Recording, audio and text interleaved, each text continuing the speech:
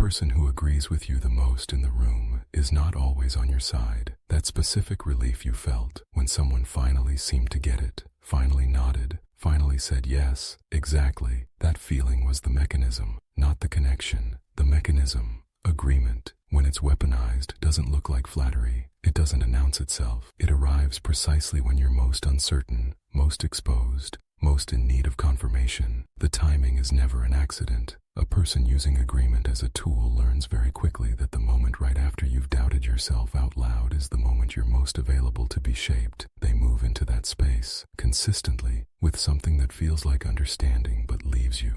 And this is the detail that matters, owing them something you never agreed to give.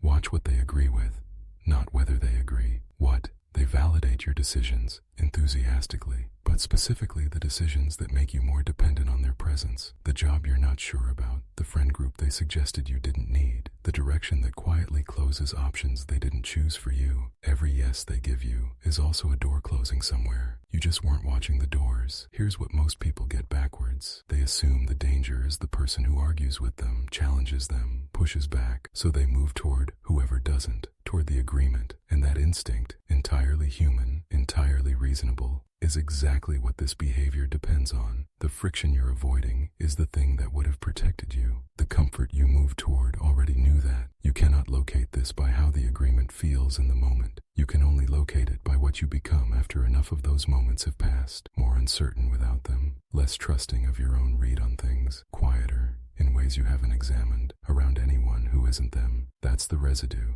not the feeling of being controlled, the feeling of being known, specifically and only by them. Think about a person who has agreed with you often, someone whose validation you've noticed yourself needing. Think about the last time they agreed with something, not how it felt, what changed after.